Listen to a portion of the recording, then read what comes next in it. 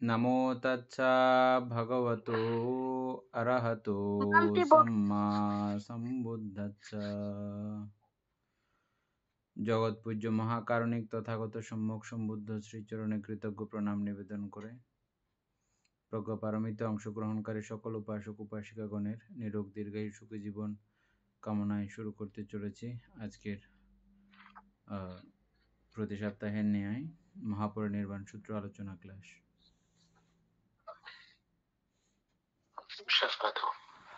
বন্দে বন্দনা। মঙ্গলবার।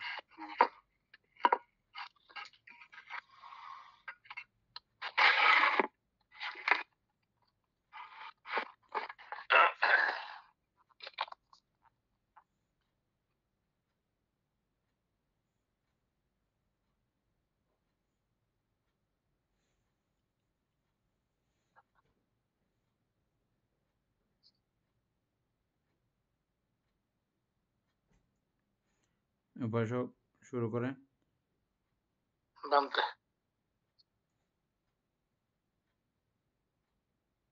অনেকে তো আসে নাই এখনো, যারা সব সময় থাকে। সুশীল নাই।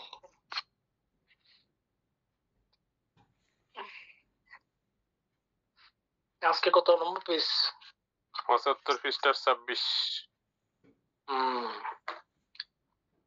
তুমি অনেক লিখতে পারি না, নোট করে রাখি, মনে তো মনে থাকে না।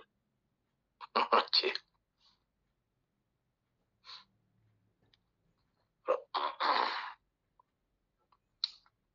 না 26 নম্বর।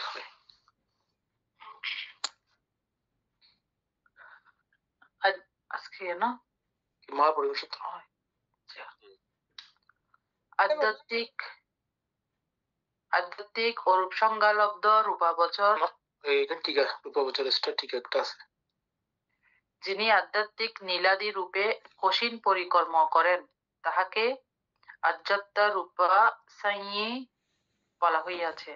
আধ্যাত্মিক রূপে কশিনটা কি জানি ভুলে গেছিলাম। ওই 10 প্রকার কশিন ভাবনা। আচ্ছা, কশিন ভাবনা যেটা আছে, হ্যাঁ, পঠবী কশিন, তেজ কশিন, বায়ু কশিন, এভাবে 10টা কশিন আমরা পাইছিলাম না।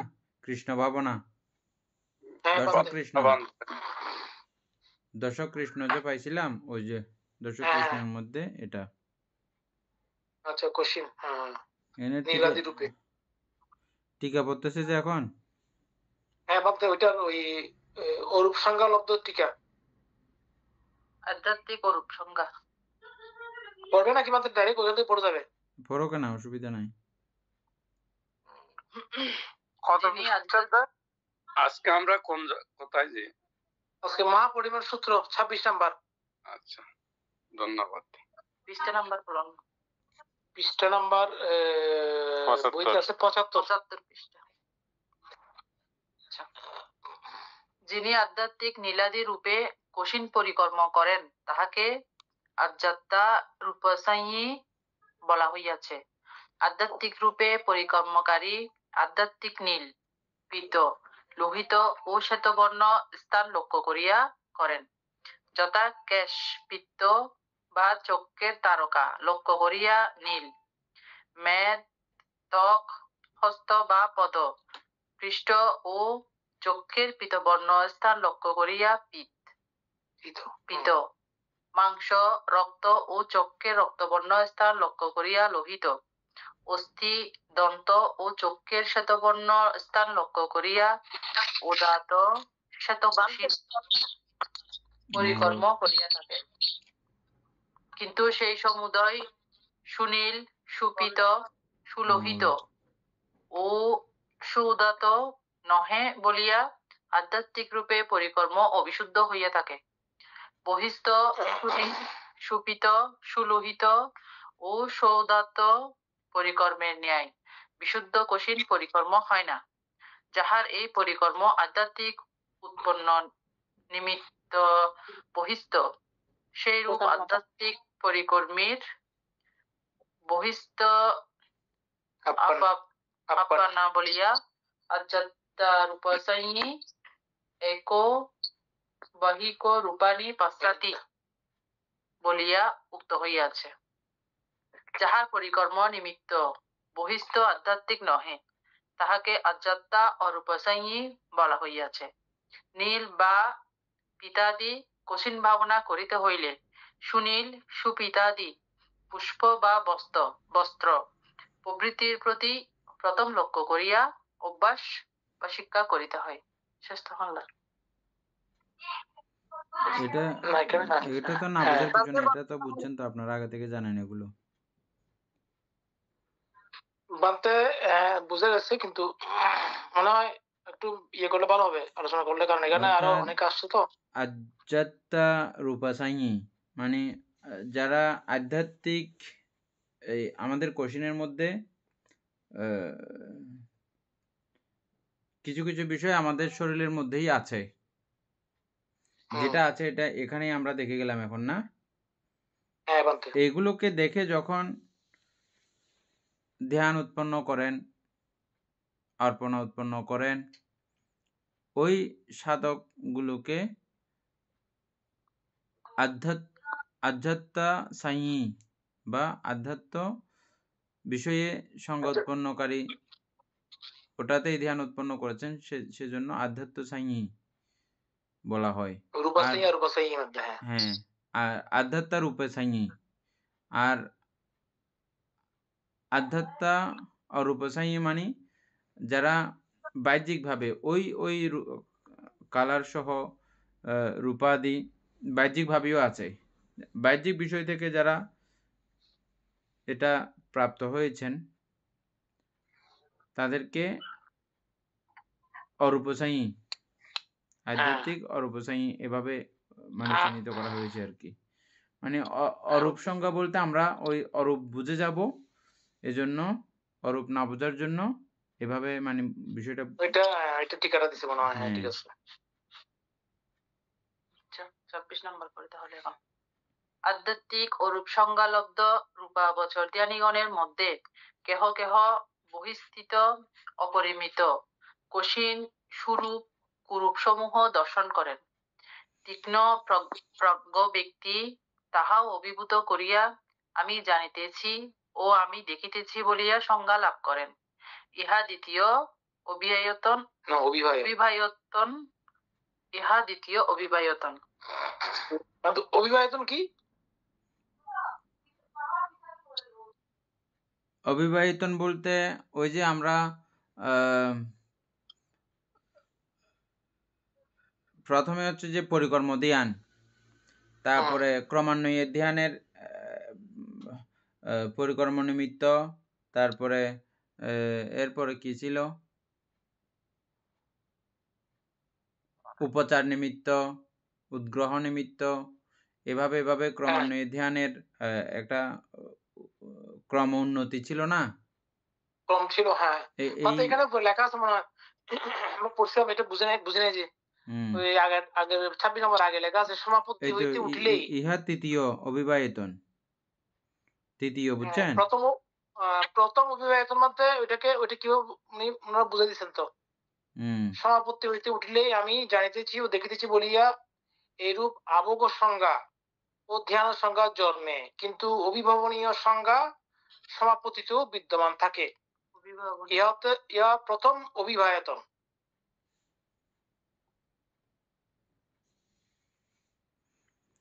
তবে এটা ইয়া না আপনার, এটা যেহেতু রূপবচর ধ্যানীগণ,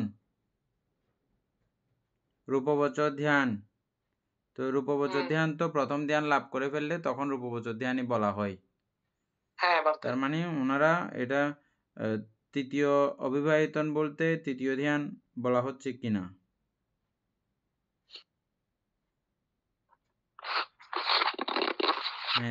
সমাপত্তি হইতে উঠলে বলা হচ্ছে এখানে, মূলত সমাপত্তি ধ্যান তো যিনারা করেন। সমাপত্তি মানে কি? এটা হচ্ছে সমাপত্তি, এখানে বলতে সমাপত্তি ধ্যান তো ইয়ের পরে না, এটা কি বলে, এই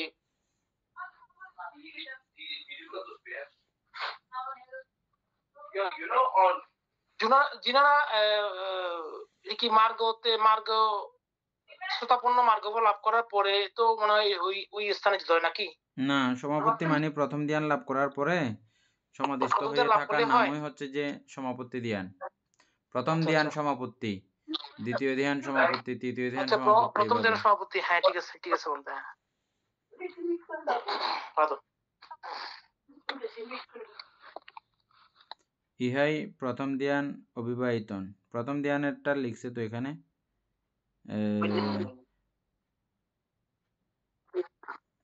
তাহার নিমিত্ত উৎপাদন মাত্রই অপর্ণা লাভ হয়। আরেকটু আগে থেকে পড়লে হবে, 26-এর আরেকটু আগে থেকে পড়লে 25-এর মধ্যে। আধ্যাত্মিক রূপসংজ্ঞা লব্ধ রূপায়তন ধ্যানীগণের মধ্যে কেহ কেহ বহিঃস্থ অপ্রসার অবর্ধিত কশিন সুরূপ কুরূপ সমূহ ধ্যানচক্ষে দর্শন করেন। তীক্ষ্ণ প্রাজ্ঞ ব্যক্তি সেই সমূহ অভিভূত করিয়া আমি জানিতেছি ও আমি দেখিতেছি বলিয়া সংজ্ঞালাভ করেন। অর্থাৎ যেমন গ্রাসেই খাইয়ে থাকেন, সেই তীক্ষ্ণ প্রজ্ঞাবান। লাইন চলে গেছে। হ্যাঁ, অর্থাৎ যেমন পূর্ণগ্রাহী কটুচ্চ চামচ, কটুচ্চ মানে হচ্ছে চামচ, মাত্র ভাত পাইলে এইগুলি কি খাইব বলিয়া একত্রিত করিয়া এক গ্রাসেই খাইয়া থাকেন। সেইরূপ তীক্ষ্ণ প্রজ্ঞান বিশদজ্ঞানী এই অপ্রসার আরম্ভনে সমাপন্ন হইবার কি আছে, ইহা আমার পক্ষে কঠিন নহে বলিয়া এই সমুদয় অভিভূত করিয়া সমাপন্ন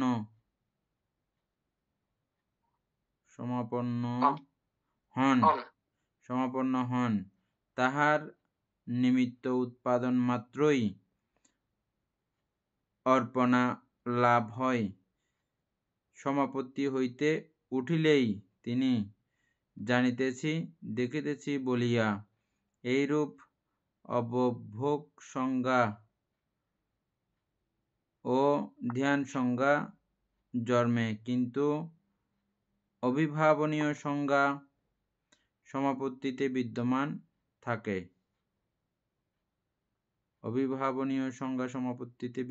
থাকে। ইহা প্রথম অবিবাহিতন। বুঝছেন? উনি আগে থেকেই এই ধ্যানগুলো ওনার অভ্যস্ত। উনি বসা মাত্রই প্রথম ধ্যান অধিগত করতে পারেন, খুব অনায়াসলব্ধ। উদাহরণ দিয়েছে কিরকম, যেমন অল্প করে ভাত, এগুলো পুরো এক দলাতে খেয়ে ফেলা যাবে এরকম ভাত, এরকম মানে ওনারও ওই ধ্যানের আরম্ভনটা উনি এত সহজেই এটা গ্রহণ করতে পারেন। মুহূর্তের মধ্যে এটা গ্রহণ করে মুহূর্তের মধ্যে তিনি সমাধিস্থ হতে পারেন, এবং উঠার পরও তিনি দেখিতেছি জানিতেছি, হ্যাঁ, মানে এত সুস্পষ্ট থাকে আর কি বিষয়টা। উঠার পরও তিনি, এটাকে প্রথম অবিবাহিতন বলা হয় এই অবস্থাটাকে। তাহলে দ্বিতীয় অবিবাহিতন বললে আমরা আর একটু ক্লিয়ার হবো। তাইলে ওই জায়গাটা আর একটু পড়েন উপাসিকা, দ্বিতীয় থেকে। আধ্যাত্মিক ও রূপসংজ্ঞালব্ধ রূপাবচর ধ্যানীগণের মধ্যে কেহ কেহ বহিস্থিত অপরিমিত কশিন সুরূপ কুরূপ সমূহ দর্শন করেন। তিনি তীক্ষ্ণ প্রাজ্ঞ ব্যক্তি, তাহাও অভিভূত করিয়া আমি জানিতেছি ও আমি দেখিতেছি বলিয়া সংজ্ঞা লাভ করেন। ইহা দ্বিতীয় অবিবাহিতন।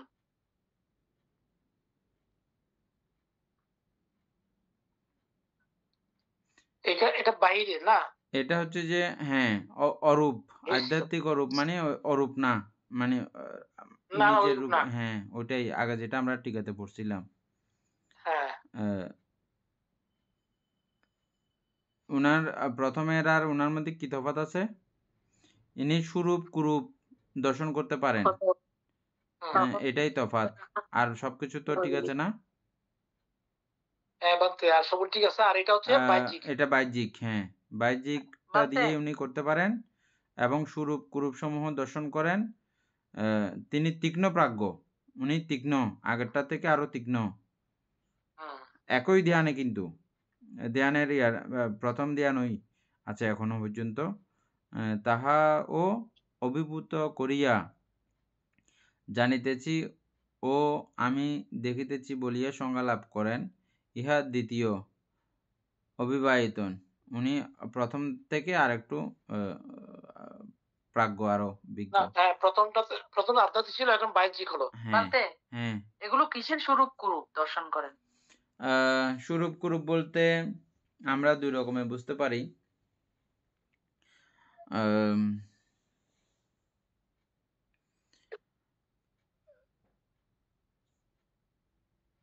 অনিত্য আদি বসে যখন দেখব অ্যা ঘৃণিত আমরা যেমন শরীরকে অ্যা কিছু, কিছু পর্যায়ে বুদ্ধ আমাদেরকে এভাবেই বলেছেন যে পচনশীল দুর্গন্ধ, অতিশয় দুর্গন্ধ হিসেবে দেখার জন্য বলেছেন। আবার আ আরেকটু যখন আ প্রজ্ঞাবান হয়, হ্যাঁ? তাদেরকে অনিত্য আদি বসে, ভঙ্গুরতা আদি বসে দেখতে বলা হয়। পুদ্গলভেদে আরকি। তো আমরা প্রত্যেকটা কিছু দেখার সময় যেমন সুভাবে এখন আমাদের কাছে প্রতীয়মান হয় এটা। এক সাইডেই আমরা শুধু দেখি। কিন্তু এই সাধকগণ ওই রূপের মধ্যে সুটা কিভাবে দেখা হয় এবং কুটা কিভাবে দেখা হয়, ওই বিষয়েও তিনি আরেকটু অভিজ্ঞ। এইভাবেই হতে পারে বিষয়টা। মানে রূপের আদ্যপ্রান্ত উনি উনি উনি দেখতে পান। হ্যাঁ, রূপের সু এবং কু দুটাই উৎপত্তি এবং অবস্থা বিলয়, দেখতে হ্যাঁ। পান। ওইরকম হবে আরকি। আচ্ছা। ২৭ পড়ি বানতে? হ্যাঁ। কত পৃষ্ঠা? এটা ৭৫ পৃষ্ঠা, ২৬ নাম্বার, ২৭ নাম্বার। এটাই পড়ে এই নিন। মহাপরিমেয় সূত্র, ২৭ নাম্বার। আধ্যাত্মিক ও রূপসংজ্ঞা লব্ধ রূপাবচর ধ্যানীগণের মধ্যে কেহ কেহ বহিস্থ, অপ্রসর, ক্ষসীন, সুরূপ কুরূপ সমূহ ধ্যান চক্ষে দর্শন করেন। তীক্ষ্ণ প্রাজ্ঞ ব্যক্তি তাহা অভিভূত করিয়া আমি জানিতেছি ও দেখিতেছি বলিয়া সংজ্ঞা লাভ করেন। ইহা তৃতীয় অবিবাহিতন।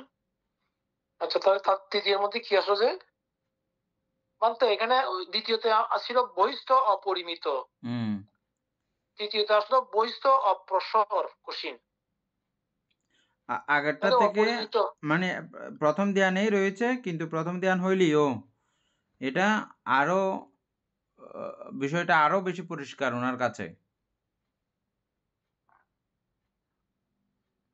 আগের থেকে আরো বেশি পরিষ্কার, আরো বেশি খুব দ্রুত সম্পন্ন মুহূর্তের মধ্যে যেমনটা আমরা পড়ছিলাম যে আমরা চারিহৃদ্বিপাদ ভাবনা পড়ছিলাম। হ্যাঁ? তারপরে বুদ্ধ যখন আনন্দভান থেকে ওটা বলছিলেন, চাইলে অরহৎগণ না, চারিহৃদ্বিপাদ ভাবনায় ভাবিত ব্যক্তিগণ, ভাবিত বহুলীকৃত ব্যক্তিগণ চাইলে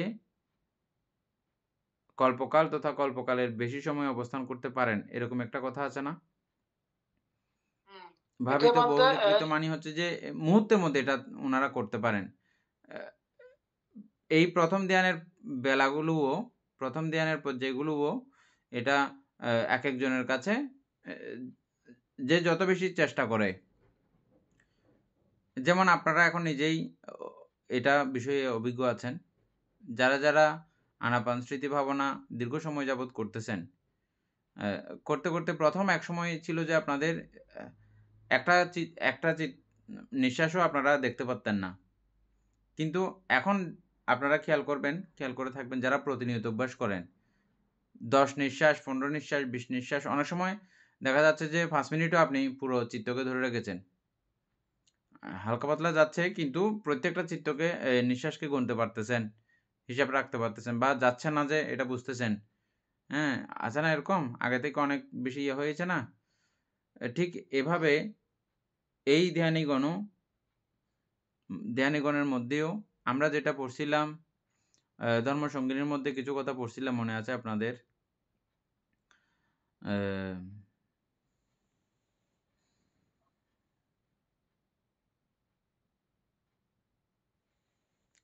খুব তাড়াতাড়ি লাভ করে, তারপরে খুব আস্তে, আস্তে লাভ করে, দ্বন্দ্ব অভিজ্ঞা, ক্ষিপ্র অভিজ্ঞা কতগুলো কথা পড়ছিলাম না ও আমরা? আচ্ছা। এইগুলো। ও আচ্ছা, হ্যাঁ, ঠিক আছে। হ্যাঁ? তো এটা ১ম, হ্যাঁ, ১ম দ্বন্দ্বাভিজ্ঞা থাকলেও অতি দুঃখের সঙ্গে হুম, অর্জিত হইলেও পরবর্তীতে এটা কিন্তু এরকমটা আর থাকে না। না থাকা এটা না, যখন হ্যাঁ। রাস্তা চেনা হয়ে যায়, বোঝা হয়ে যায়, হুম, হ্যাঁ? কিভাবে হাঁটতে হয়, কিভাবে চলতে হয়, কিভাবে এই পর্যন্ত পৌঁছতে হয়, এটা যখন তিনি বারবার, বারবার করেন তখন উনার এটা একদম অভ্যস্ত হয়ে যায়। হুম। মানে হ্যাঁ? স্লোলি, স্লোলি অগ্রসর হতে হ্যাঁ। এটা এ এ অগ্রসর হওয়াটা এটা এগুলোকে বেড়ে একটা যায়। করা হয়েছে আরকি। আ অবিবাহিতন নামে আখ্যায়িত করা হচ্ছে আরকি। হুম, হুম। এটা প্রতিনিয়ত করতে, করতে বেশি হুম। অভ্যস্ত হয়ে গেছে আরকি। মানে এখানে তাহলে অপ্রসরটা আমরা কি বুঝবো? অপ্রসর? বহিস্থ প্রসর অ কঠিন বলা হচ্ছে এটা প্রসার বলতে অপ্রসর, হ্যাঁ। প্রসার বলতে উম মানে ওই বিষয়ের উপরে খুব প্রসারণ করতে পারেন মুহূর্তের মধ্যে। প্রসরণ, আচ্ছা। হ্যাঁ, তো আ আর হুম, আ অপ্রসার মানে অতটুকুও এখনো প্রসারিত না। মানে আরো হবে তার মানে আরো আছে। আ হুম। লাইনের নিচের লাইনের নিচে আরো থাকবে দেখেন। হ্যাঁ, বান্দে ২৮ নম্বরে পড়লে হয়তো ক্লিয়ার হবে একটু। হুম। হুম। খুব সুন্দর। ২৮ আধ্যাত্মিক ও রূপসংজ্ঞালব্ধ রূপাবচর ধ্যানীগণের মধ্যে কেহ কেহ বহি অপ্রস্তমনা কশিন সুরূপ কুরূপসমূহ ধ্যান চক্ষে দর্শন করেন। তীক্ষ্ণ প্রাজ্ঞ ব্যক্তি সেই সমুদয় অভিভূত করিয়া আমি জানিতেছি ও দেখিতেছি বলিয়া সংজ্ঞা প্রাপ্ত হন। এই অভিভূত ইহা বুঝছেন? চতুর্থ বিবেক। বান্তে অভিভূত মানে বুঝছেন? দর্শন করিয়া নাকি? অভিভূত অভিভূত হচ্ছে এটা কি বলে উনি আর কি এটা কি বলে অনেকটা প্রীতি লাভ করেন আর কি। আমরা অভিভূত বলি না বলতে এরকম অভিভূত এ সমুদয় এইখানে এটা কিভাবে বুঝতে অভিভূত পারবেন? হচ্ছে যে সমুদয় অভিভূত মানে হচ্ছে যে এতক্ষণের যে বিষয়গুলো, এতক্ষণ পর্যন্ত যেগুলো প্রাপ্তি, এগুলোকে সবগুলোকে তিনি আ উপেক্ষা করেছেন। এর থেকে আরেকটু মানে উন্নত পর্যায়ে এসছেন। হুম, এগুলোকে এ মানি আম অভিভূত মানে অনেকটা পরাজিত করা বলা হয়। অভিভূত করা। পরাভূত করা, মানে পরাজিত করা মানে শব্দটা এমন হয়। কিন্তু এখানে পরাজিত না। এখানে হচ্ছে যে ওটাকে অতিক্রম করে। সমুদয় যেটা হ্যাঁ, উৎপন্ন ওই হচ্ছে। সমুদয়কে হ্যাঁ, অতিক্রম করে। এতক্ষণের যে আ আগের যে পর্যায়গুলো, এগুলোকে অতিক্রম করে আরেকটা এখন নতুন উপেক্ষা উপেক্ষা করছে। উপেক্ষা ঠিক এটা বলা হবে না। বলা যেতে পারে এক হুম, দৃষ্টিকোণ থেকে। মানে ওই বিষয়গুলোকে তিনি অভিভূত করেছেন।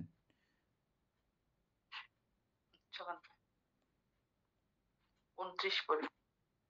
আধ্যাত্মিক ও রূপসংজ্ঞা লব্ধ রূপাবচর ধ্যানীগণের মধ্যে কেহ কেহ বহিস্থ নীলবর্ণ, নীল দর্শন, নীল প্রভাযুক্ত রূপসমূহ দর্শন করেন। যেমন নীলবর্ণ, নীল দর্শন, নীল প্রভাযুক্ত উষ্মা পুষ্প অথবা নীলবর্ণ, নীল নিদর্শন, নীল আভাযুক্ত উভয় পদকে কোমল বারাণসীর বস্ত্র। সেই রূপ আধ্যাত্মিক ও রূপ সংজ্ঞালব্ধ রূপাবচর ধ্যানীগণের মধ্যে কেহ কেহ বহিস্থ নীল নীল বর্ণ, নীল দর্শন ও নীল আভাযুক্ত রূপসমূহ দর্শন করেন। তীক্ষ্ণ প্রাজ্ঞ ব্যক্তি সেই সমুদয় অভিভূত করিয়া আমি জানিতেছি ও দেখিতেছি বলিয়া সংজ্ঞা প্রাপ্ত হন। ইহা পঞ্চম অভিবায়তন।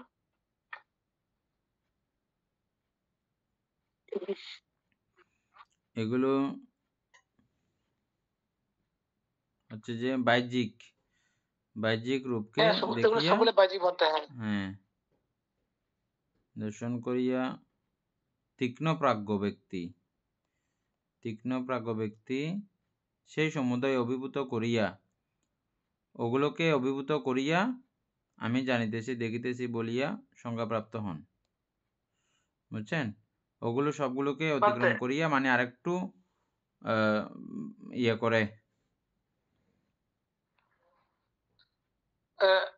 বাদ এখানে যেগুলো উদাহরণ দিয়েছেন, নীল নীল বর্ণ, নীল দর্শন, নীল প্রভা যুক্ত উষ্ণ পুষ্প, এগুলো সবগুলো উনি এটি কি বলা হচ্ছে,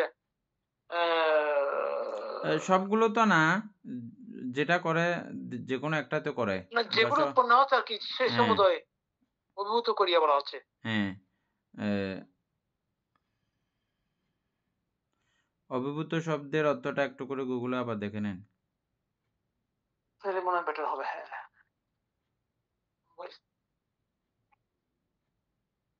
অভিভূত মানে এটা আমরা যেমন অভিভূত হয়েছি, মুগ্ধ হওয়া, ওইরকম কিছু মানে তো মুগ্ধ লাগবে যে এখানে। হ্যাঁ, নাকি জ্ঞাত হওয়াও বলা যায়, মানে জ্ঞাত হয়েও আর একটু অ্যাডভান্স বানাতে হ্যাঁ।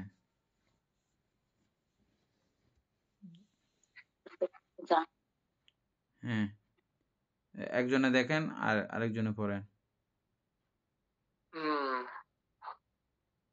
অভিভূত শব্দের অর্থ কি? অভিভূত শব্দের অর্থ হচ্ছে যে ভাবাবিষ্ট, পরাভূত, কাতর। ওই যে পরাভূত লেখা আছে তো, কাতর হয়ে যাবে। হ্যাঁ, ঠিক আছে। 29 না 30 না। আচ্ছা, আধ্যাত্মিক ও রূপ সংজ্ঞা লব্ধ রূপাবচর ধ্যানীগণের মধ্যে কেহ কেহ ভূইস্থ পীতবর্ণ, পীত নিদর্শন ও পীত আভাযুক্ত রূপসমূহ দর্শন করেন। যেমন পীতবর্ণ, পীত নিদর্শন ও পীত প্রভাযুক্ত কণিকার পুষ্প, অথবা যেমন পীতবর্ণ, পীত নিদর্শন ও পীত প্রভাযুক্ত উভয় পদকে কোমল বারাণসীজাত বস্ত্র। তদ্রূপ আধ্যাত্মিক ও রূপ সংজ্ঞালব্ধ রূপাবচর ধ্যানের মধ্যে কেহ পীতবর্ণ, পীত নিদর্শন ও পীত প্রভাযুক্ত রূপসমূহ দর্শন করেন।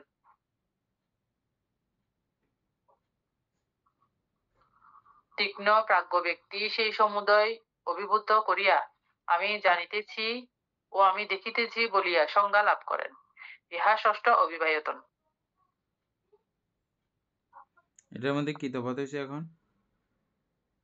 পীত, ওটা মধ্যে বহিস্থ নীল ছিল, আর এটা পীত। এটা কালার চেঞ্জ শুধুমাত্র কোশ্চিন।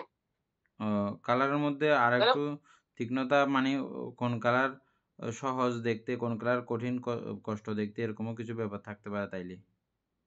হ্যাঁ, বলতে এটা মধ্যে ওই যে আপনি বললেন একটু আগে কোশ্চিন, 10 কোশ্চিন ভাবনার সব 10টা দেখা দিবে মনে হয়। এখন আমরা কয়টা বললাম?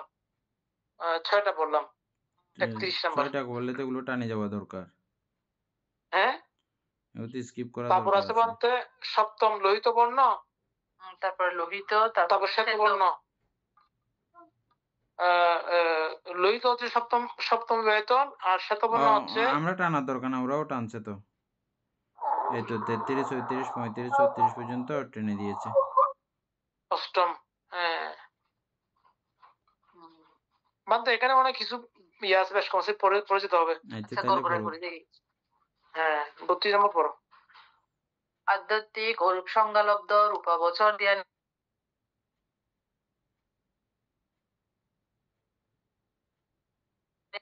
ও রূপ সংজ্ঞালব্ধ রূপাবচর ধ্যানের মধ্যে কেহ বহিস্থ শ্বেতবর্ণ, শ্বেত নিদর্শন, শ্বেত প্রভাযুক্ত রূপসমূহ ধ্যান চক্ষে দর্শন করেন। যেমন শ্বেতবর্ণ, শ্বেত নিদর্শন, শ্বেত প্রভাযুক্ত প্রভাত তারকা, শুকতারা, যেমন অথবা যেমন শ্বেতবর্ণ, শ্বেত নিদর্শন ও শ্বেত আভা বিশিষ্ট উভয় পার্শ্বে কোমল বারাণসীজাত বস্ত্র, সেইরূপ আধ্যাত্মিক ও রূপসংজ্ঞালব্ধ রূপাবচর ধ্যানের মধ্যে কেহ শ্বেতবর্ণ, শ্বেত নিদর্শন ও শ্বেত আভাযুক্ত রূপসমূহ ধ্যান চক্ষে দর্শন করেন। তীক্ষ্ণ প্রাজ্ঞ ব্যক্তি কিন্তু সেই সমুদয় অভিভূত করিয়া আমি জানিতেছি ও দেখিতেছি বলিয়া এইরূপ সংজ্ঞা প্রাপ্ত হন।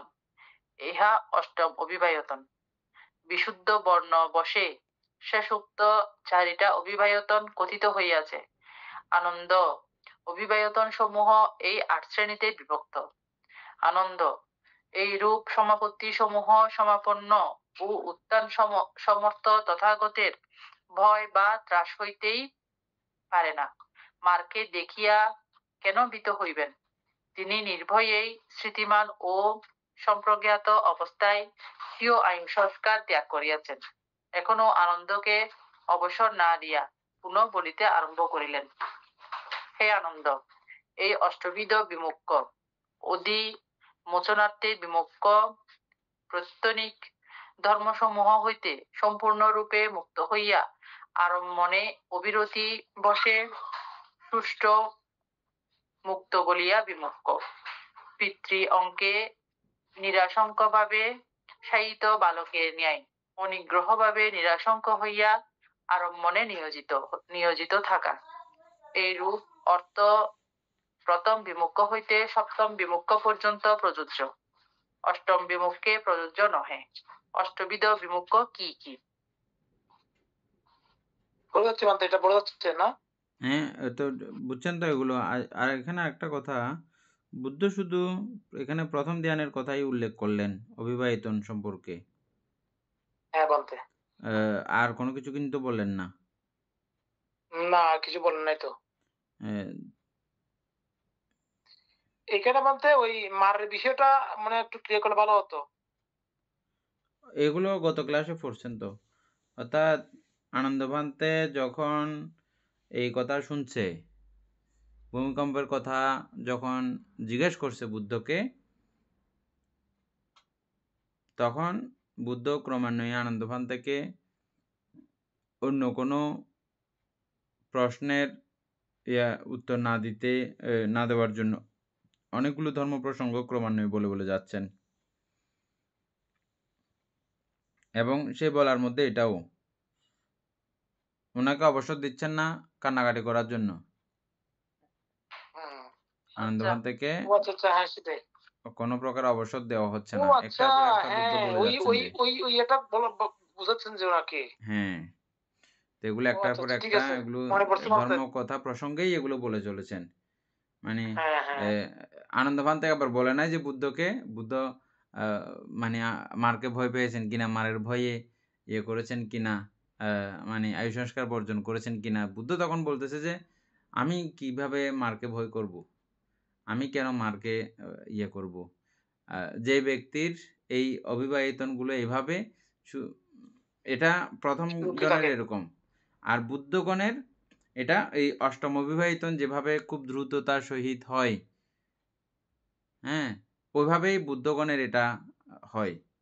আমি সেই পর্যায়ের ব্যক্তি, আমি কেন মারের প্রতি ভীত সন্তুষ্ট হব।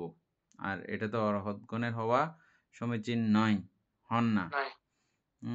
তো এটা আনন্দভান থেকে মানে বুঝাচ্ছেন আর কি। আমি স্মৃতিমান অবস্থাতেই, সজ্ঞানে স্মৃতিমান অবস্থাতেই আয়ু সংস্কার বর্জন করেছি, কারো ভয়ে বা কারো ভীতিতে নয়।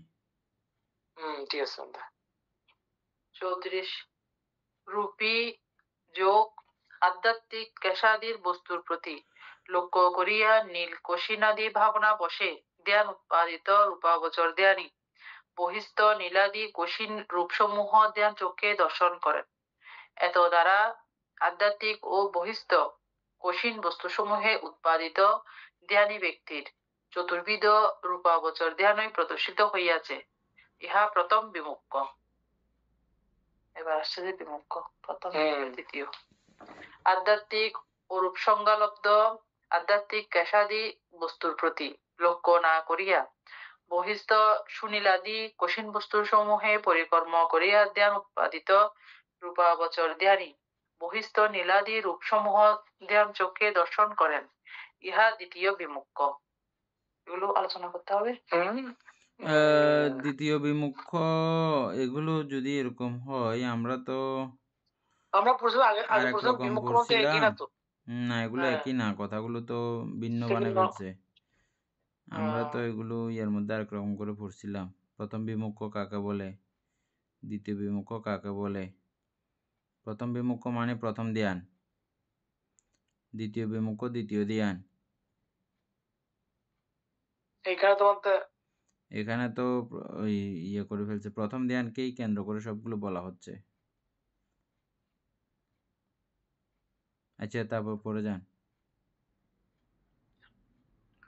36 সুগতেই অধিমুক্ত হয় পূর্বাদি একদিক বা চারদিক ও চারি অনুদিক এবং ঊর্ধ্ব অধদিকের সমস্ত প্রাণীর প্রতি অপ্রমাণ মৈত্রী, করুণা, মুদিতা ও উপেক্ষা সহ গতচিত্ত হইয়া যোগী অবস্থান করিলে সমস্ত প্রাণী তাহার অপ্রতিকূল হয়। এই রূপ সুগতেই অধিমুক্ত হয়, ইহা তৃতীয় বিমুক্ষ। 37 সর্বপ্রকারে রূপ সংজ্ঞা সমূহ অতিক্রম করিয়া প্রতিগ ক্রোধ সংজ্ঞা সমূহ অস্তাগম করত নানাত্ব সংজ্ঞা সমূহে মনোযোগী না হইয়া অনন্ত আকাশ এই রূপ চিন্তা ধ্যান করিয়া আকাশানন্তয়ন্তন ধ্যান প্রাপ্ত হইয়া বিহার করা, ইহা চতুর্থ বিমুক্ষ। এই তো উল্টা পাল্টা হয়ে গেছে না, দেখছেন? উল্টা পাল্টা হয়ে গেছে তো। তাইলে এই আকাশানন্তয়তন গুলো আনছে যেহেতু তারা, যেহেতু আনছে সেহেতু জিনিসটা পুরো ম্যাচিং হয় নাই। হ্যাঁ, আমরা যেভাবে জানছি সেটাই ঠিক ছিল। প্রথম ধ্যানে প্রথম বিমুক্ষ ওইভাবেই ইয়ে করা ছিল। আর এখানে আকাশ অনন্তায়তনের মধ্যে চতুর্থ ধ্যান, চতুর্থ বিমুক্ষ বলা হচ্ছে। আচ্ছা, ঠিক আছে, তা পড়ে যান, অসুবিধা নেই। তার মানে আমরা আগে যেটা পড়ছিলাম সেটাই ঠিক ছিল।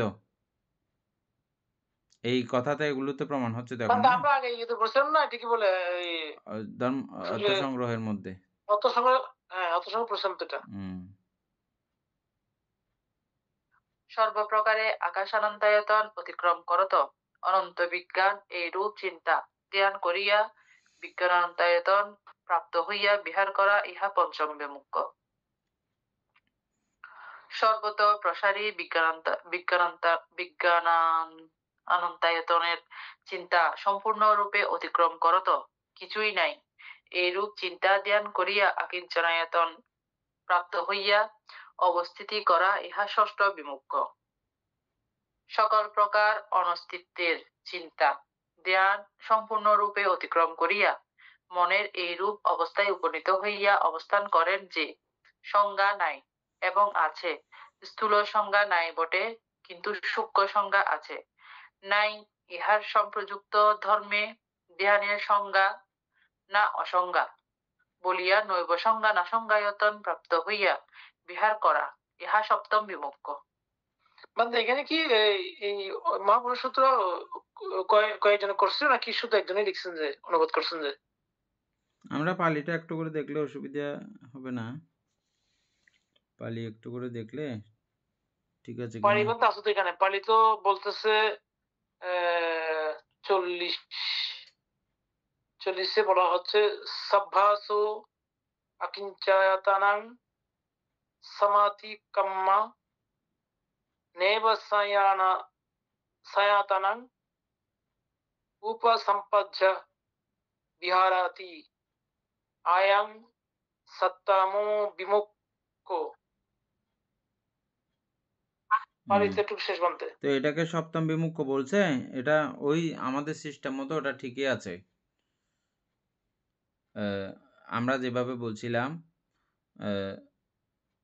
প্রথম বিমুক্ষ হচ্ছে যে প্রথম ধ্যান, চতুর্থ ধ্যান পর্যন্ত চতুর্থ বিমুখ্য, তারপর পঞ্চম ধ্যানের হিসাব সেখানে করা হয় না। অষ্টবিমুখ্য যখন বলা হয় পঞ্চম ধ্যানের হিসাব করা হয় না। পঞ্চম ধ্যান এই অরূপ ধ্যানের সঙ্গে যুক্ত থাকে বিদায়, তো তখন সেখানে পঞ্চম ধ্যান হিসাব করা হয় না।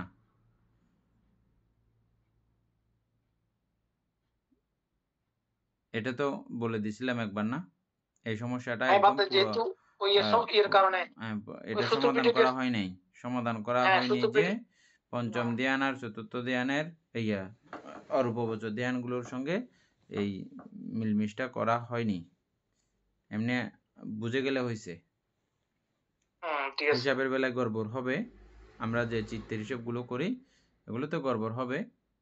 এগুলো এইভাবে মিলাইলে একরকম হবে চিত্ত, এইভাবে মিলাইলে আর একরকম হয়ে যাবে চিত্ত গণনাতে আর কি। তো যাই হোক, মূল বিষয় বুঝে গেলে হয়েছে। তো এখানেও সে ওই বিষয়গুলো নিয়ে ইয়ে করার দরকার নেই, যেভাবে আছে থাক। 42 আনন্দ।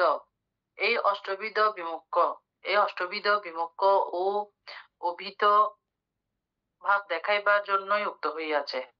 এই রূপ সমাপত্তি হইতে উত্থিত তথাগতের ভয় বা ত্রাস উৎপন্ন হয় না। আনন্দ। একা মার্কে দেখিয়া তথাগত কেন ভীত হইবেন? অভীত, অত্রাসিত, স্মৃতিমান, সম্প্রজান এভাবেই স্বেচ্ছায় তথাগত স্বীয় আয়ু সংস্কার পরিত্যাগ করিয়াছেন। সম্প্রজানটাকে সম্প্রজ্ঞান বলবেন। আচ্ছা। এই ক্ষণ আয়ুষ্মান আনন্দকে কিছু বলিবার অবসর না দিয়া পুনরায় ভগবান বলিতে আরম্ভ করিলেন। বাদ থেকে কিছু না বলার জন্য শুধু বুঝছে না যে কান্না করবে সে কারণে। 43টা না? হ্যাঁ 43। একদা আমি সম্বুদ্ধি লাভের পর প্রথম যখন নিরঞ্জনা নদীর তীরে উরু বেলায়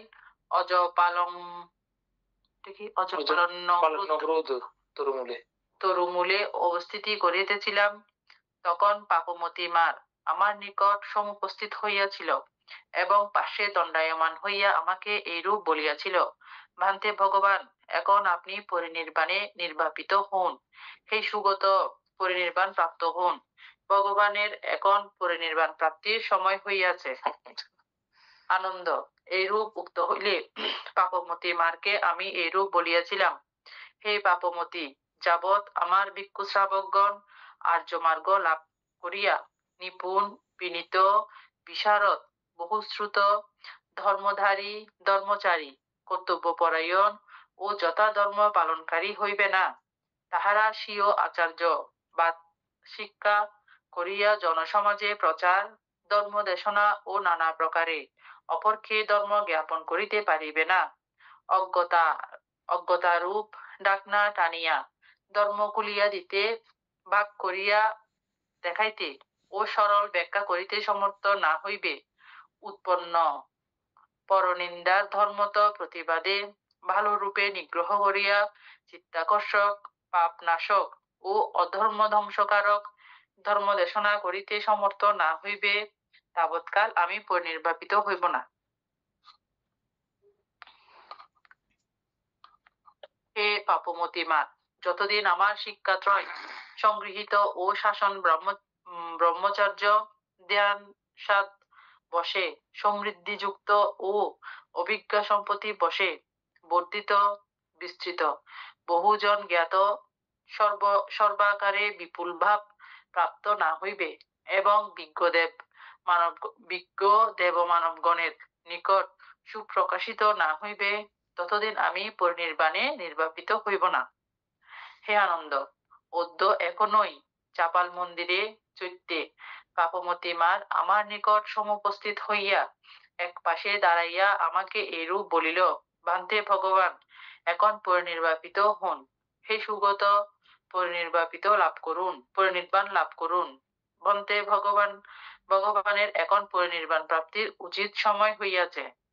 ভান্তে ভগবান কর্তৃক এই বাক্য ভাষিত হইয়াছিল যে, হে পাপমতী মা, যতদিন আমার ভিক্ষু শ্রাবকগণ ভিক্ষু শ্রাবিকাগণ, ওগুলো ওই যে আগের কথা পুনরাবৃত্তি করছে চারি আর কি। পরিষদ আর কি, ভিক্ষু হ্যাঁ, পরিষদ, পরিচারী ভিক্ষুণী পরিষদ। পরিষদ, উপাসক পরিষদ, উপাসিকা পরিষদ।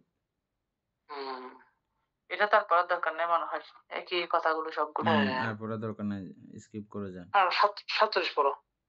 আনন্দ, এইরূপ উক্ত হইলে পাপমতী মারকে আমি এরূপ বলিলাম, পাপমতী মার, তুমি এখন নিশ্চেষ্ট হও, অচিরেই তথাগতের পরিনির্বাণ হইবে। এখন হইতে 3 মাসান্তে তথাগতের তথাগত পরিনির্বাণে নির্বাপিত হইবেন। হে আনন্দ, অদ্য এখনই চাপাল চৈত্যে তথাগত কর্তৃক স্মৃতি মানু সম্প্রজ্ঞান অবস্থায় স্বীয় আয়ুষ্কাল পরিত্যক্ত হইয়াছে। এইরূপ উক্ত হইলে আয়ুষ্মান আনন্দ ভগবানকে এইরূপ নিবেদন করিলেন, ভান্তে ভগবান, কল্পকাল অবস্থিতি করুন। হে সুগত, বহুজনের হিতের জন্য, সুখের জন্য, লোকের প্রতি অনুকম্পা পূর্বক দেব মানবগণের অর্থহিত সুখের জন্য কল্পকাল অবস্থান করুন। আনন্দ, আর নহে, তথাগতের নিকট আর এ প্রার্থনা করিও না। তথাগতকে এ প্রার্থনা করিবার সময় উত্তীর্ণ হইয়া গিয়াছে। দ্বিতীয়বার আয়ুষ্মান আনন্দ, তৃতীয়বার আয়ুষ্মান আনন্দ ভগবানকে এইরূপ নিবেদন করিলেন, ভান্তে ভগবান, কল্পকাল অবস্থিতি করুন। হে সুগত, বহু জনের হিতের জন্য, বহু জনের সুখের জন্য, লোকের প্রতি অনুকম্পা পূর্বক দেব মানবগণের অর্থহিত সুখের জন্য কল্পকাল ব্যাপী অবস্থান করুন। আনন্দ, তুমি তথাগতের বুদ্ধিতে বিশ্বাস করো কি? আচ্ছা, এটা ঠিক আছে বলতে। আচ্ছা, ঠিক, এটা সব কথা জ্ঞান। হ্যাঁ, ঠিক আছে। হ্যাঁ ভান্তে, বিশ্বাস করি। তবে কেন আনন্দ, তুমি তৃতীয়বার পর্যন্ত এরূপ প্রার্থনা করিয়া তথাগতকে নিপীড়িত করিতেছ? ভান্তে, ভগবানের সম্মুখেই মত কর্তৃক শ্রুত হইয়াছে, সম্মুখেই এই সত্য গৃহীত হইয়াছে। হে আনন্দ, যে কাহারও চতুরিদ্ধিপাদ ভাবিত বহুলীকৃত রথ গতির মতো অনর্গল অভ্যস্ত বাস্তভূমি সদৃশ্য সুপ্রতিষ্ঠিত অধিষ্ঠিত পরিচিত সম্যক নিষ্পাদিত হইয়াছে, ইচ্ছা করিলে তিনি কল্পকাল বা কল্পকালের কিছু বেশি জীবিত থাকিতে পারেন। আনন্দ, তথাগতের চতুরিদ্ধিপাদ ভাবিত বহুলীকৃত রথ গতির সদৃশ অনর্গল অভ্যস্ত বাস্তুভূমির মতো সুপ্রতিষ্ঠিত অধিষ্ঠিত পরিচিত ও সম্যক নিষ্পাদিত হইয়াছে। আনন্দ, সেই তথাগত ইচ্ছা করিলে বর্তমান আয়ুষ্কাল বা তার চেয়ে কিছু বেশিও অবস্থান করিতে পারেন। আনন্দ, তাহা তুমি বিশ্বাস করো কি? হ্যাঁ ভান্তে, বিশ্বাস করি। আনন্দ, তবে ইহা তোমারই দুষ্কৃত না? দুষ্কৃত, ইহা তোমারই অপরাধ, যেহেতু তুমি তথাগত কর্তৃক এইরূপ সুস্পষ্ট নিমিত্ত প্রকাশিত হইলেও, সুস্পষ্ট আভাস প্রদত্ত হইলেও তুমি বুঝিতে পারো নাই, তথাগতের নিকট যাচা করো নাই যে ভান্তে ভগবান, কল্পকাল অবস্থিতি করুন। হে সুগত, বহু জনের হিতের জন্য, সুখের জন্য, জীবগণের প্রতি অনুকম্পা পূর্বক দেব মানবগণের অর্থ হিত সুখার্থ কল্পকাল অবস্থান করুন। আনন্দ, যদি তুমি তথাগতকে যাচা করিতে তথাগত 2 বার তোমার প্রার্থনা অগ্রাহ্য করিলেও অতঃপর তৃতীয়বার যাচা করিলে সম্মত হইতেন। হ্যাঁ। অতএব আনন্দ, ইহা তোমারই দুষ্কৃত, তোমারই অপরাধ। হে আনন্দ, একদা আমি রাজগৃহের গিদ্রকূট পর্বতে অবস্থিতি করিতেছিলাম। আনন্দ, তথায়ও আমি তোমাকে সম্বোধন করিয়া বলিয়াছিলাম, আনন্দ, রাজগৃহ রমণীয়, গিদ্রকূট পর্বত রমণীয়। আনন্দ, যে কাহারও চতুরিদ্ধিপাদ ভাবিত বহুলীকৃত তথাগত ইচ্ছা করিলে কল্পকাল বা তদপেক্ষা বেশিও অবস্থান করিতে পারেন, অতএব তথাগত কর্তৃক এরূপ সুস্পষ্ট নিমিত্ত প্রকাশিত হইলেও তুমি বুঝিতে পারো নাই, তথাগতকে যাঞ্চা করো নাই যে ভান্তে ভগবান কল্পকাল অবস্থান করুন। হে সুগত, বহুজনের হিত সুখার্থে জীবগণের প্রতি অনুকম্পা পূর্বক দেব মানবগণের অর্থহিত সুখার্থ কল্পকাল অবস্থান করুন। আনন্দ, যদি তুমি তথাগতকে প্রার্থনা করিতে, তথাগত তোমার যাঞ্চা 2 বার উপেক্ষা করিলেও কিন্তু 3য় বার সম্মত হইতেন। তদ্দিতু আনন্দ, ইহা তোমারই দুষ্কৃত, তোমারই অপরাধ। আনন্দ, এক সময়ে আমি সেই রাজগৃহেরই গৌতমন্যগ্রদে অবস্থিতি করিতেছিলাম। একদা আমি সেই রাজগৃহেরই চোর প্রপাতে বেভার পর্বত পার্শ্বে সপ্তপর্ণী গুহায় ঋষিগিলি পর্বত পার্শ্বে কালশিলায় শীতবনে সর্প সন্ডিক গুহায় তপোদারামে বেলুবনে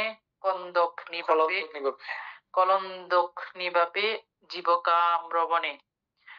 এগুলো কি বোঝা যাচ্ছে না? জায়গার মধ্যে আর কি মুদ্র মৃগদায়ে অবস্থিতি করিতেছিলাম। আনন্দ, তথাইও আমি তোমাকে সম্বোধন করিয়া বলিয়েছিলাম যে, আনন্দ, রাজগৃহ রমণীয়, গৌতমন্যগ্রুদ রমণীয়, চোর প্রপাত রমণীয়, বেবার পর্বত পার্শ্বস্থ সপ্তপর্ণী গুহা রমণীয়, ঋষিগিলি পর্বত পার্শ্বস্থ কৃষ্ণশিলা রমণীয়, শীতবনে সর্পসন্ডিক গুহা রমণীয়, তপোদারাম রমণীয়, বেলুবন কলন্দক নিবাপ রমণীয়, জীবকাম্রবন, তারপর কি মদ্র বুক্ষিস্থ মৃগদায় রমণীয়। আনন্দ, যে কাহারও চতুর্দিবাদ ভাবিত দিছে, তদ্দেতু ইহা তোমারই দুষ্কৃত, তোমারই অপরাধ হইয়াছে। কয়েকবার বলছে, একবার না অনেকবার যাবত এই কথাগুলো আনন্দবান থেকে বলেছেন, কিন্তু আনন্দবান তো বুঝেন নাই। কি আশ্চর্য কথার মধ্যে, এটা প্রত্যেকবারই কি মার দাঁড়িয়ে থাকে আগে? হ্যাঁ, না, এটা তো কথা ঠিকই আছে। আনন্দবান এটা পরে সুস্পষ্ট করছেন সঙ্গীতির মধ্যে। এই কথাটাও এখানে থাকবে আশা করি। এটা আনন্দবান থেকে সবাই করছিল, ভিক্ষু সংঘ দোষারোপ করছিল, তো উনি এই প্রশ্নের উত্তর দিয়েছেন। প্রথমে উত্তর দিয়ে তারপরে অপরাধ স্বীকার করছেন। এটা থাকবে, এখানেই থাকবে সম্ভবত প্রথম সঙ্গীতের কথা। মানে এটা সিস্টেম এরকম, অর্থাৎ এই যে আয়ুষ্কালের কথা, এটা তো ওই দীপঙ্কর বুদ্ধের সময়কালে সেট করা হয়েছে। তখনই এগুলো ভবিষ্যৎবাণী করা ছিল। মা থাকবে, বাবা, মায়ের নাম, বাবার নাম, তখন এগুলো উল্লেখিত হয়েছিল। ঠিক আছে, কোন জায়গায় হবে, ওনার 5000 বছর ধর্মের বুদ্ধ শাসনের আয়ুষ্কাল এবং ভিক্ষু সংঘের বিশুদ্ধিতে 500 বছর, এগুলো আলোচনা করা হয়েছে। হ্যাঁ, এই যে এই জিনিসগুলো, এই সূক্ষ্ম সূক্ষ্ম বিষয়গুলো, দাঁড়ান একটু করে স্কিপ করে, এটা সেই বিষয়টাকে এভাবে খুব গভীরতার সঙ্গে যখন চিন্তা করবেন, বুঝবেন, তখন পুণ্যটা আরও তত্ত্বশ্রীবিদ্ধ হবে। যদিও বা আমরা বলছি যে কি কুশল চিত্ত এই 8 প্রকারে বিভক্ত হয়। হ্যাঁ, 8 প্রকারের মধ্যে যেগুলো সর্বশ্রেষ্ঠ চিত্ত, সমনুষ্য সহগত, জ্ঞান সম্প্রযুক্ত, অসংস্কারিক চিত্ত, এটাকে আমরা বললাম না, এর মধ্যেও এটাকে আরো শক্তিশালী ক্রমান্বয়ে করে তোলা যায়। আনন্দ, এটা সীমানা নাই, অনেক বাড়ানো যায় আনন্দ, যেটা সমনুষ্য। তারপরে জ্ঞান, এখানে অনেকগুলো, অনেকভাবে, অনেক রকমের জ্ঞান করা যায়। সেজন্যই বুদ্ধ প্রশ্ন করেছিলেন, না, বুদ্ধ কে প্রশ্ন করেছিল যে বুদ্ধ আনন্দকে দান, সারিপুত্র ভান্তেকে দান দিলে বেশি পুণ্য হবে নাকি সারিপুত্র ভান্তে বুদ্ধকে দান দিলে বেশি পুণ্য হবে, এমন একটা কথা আমরা আগে শুনেছি না? এখানে দেখেন, বুদ্ধ সারিপুত্র ভান্তেকে দান দিলে বেশি পুণ্য হবে, মানে জ্ঞানের, যার কাছে যত বেশি জ্ঞান, যত বেশি প্রজ্ঞা, সেই যদি দান দেয় তখন ওই দানের ফলটা, শক্তিটা বেশি হয়। বুঝছেন? তো এই কথাগুলো যখন ভাবতেই যখন আমরা ক্লাস করব, তখন আমাদের এই পুণ্যের অবস্থানটাও ওই মাপে হয়ে যাবে। হ্যাঁ, যদি বলেন যে কি না এতদিন আছি একসঙ্গে ক্লাস করতেছি, এখন যদি হঠাৎ করে ছুটে যাই একটা কিরকম লাগে, ওইরকম করলে তখন এটা দুর্বল হয়ে যাবে। বুঝছেন না? আর যদি বলেন যে না এটাকে আমরা কন্টিনিউ ধরে রাখবো, এটা আমাদের রাখতেই হবে। খুব আ অত্যন্ত প্রাণবন্তভাবে যদি এই বিষয়টাকে নেন তাহলে পুণ্যটাও ঐরকম শক্তিশালী হবে। আমি মনে করছি এরকম ঠুনকা ভাবে আপনারা কেউ নেই, অত্যন্ত শক্তিশালী চিত্ত নিয়েই আছেন। না হলে থাকতে পারতেন না। এখানে কোনো অনেক মজাদার রসালো কথা আজকে আছে যে আরকি, এতদিন কিন্তু ছিল না। আমরা যে ধর্ম সঙ্গ নিয়ে পড়ে আসছি, রসালো কোনো ব্যাপার ছিল না। অভিধর্মের মধ্যে আ খুব স্বল্পজ্ঞানীরা রস আহরণ করতে পারে না। যেমন আমরা স্বল্পজ্ঞানী যে কিছুদিন আগেও আমরা এগুলো রসগুলো আহরণ করতে পারছিলাম না। হ্যাঁ, এটা একদম রসে ভরপুর কিন্তু। অভিধর্মের মতো রস আর কোথাও নাই। রসে ভরপুর। তবে এই রস আহরণ করতে ওই পরিমাণের প্রাজ্ঞবিজ্ঞ প্রয়োজন হয়। না হলে ওই রসও আহরণ করা যায় না। যাই হোক, এতক্ষণ যাবৎ আমরা সেই ধর্মরসে রসায়িত ছিলাম। প্রভূত পুণ্য অর্জন করেছি আমরা। এই পুণ্যরাশি অনন্ত চক্রবাসী সত্যগণকে দান করছি, গুরুমাতাদিগকে দান করছি, মাতা-পিতাগণকে দান করছি। এবং এই পুণ্যের কাছে আমরা প্রত্যেকে প্রার্থনা করব নির্বাণ লাভ, অবধি অসৎ ব্যক্তি, মূর্খ ব্যক্তি, পাপমিত্রের সংসর্গ লাভ না করে সদা সর্বদা জ্ঞানদর্শী কল্যাণ মিত্রের সান্নিধ্য সংসর্গ লাভ করতে সক্ষম হই। এইরূপ সাধুকামনা পোষণ করে আজকের মতো ক্লাস এখানে সমাপ্ত করছি। সাধু সাধু সাধু।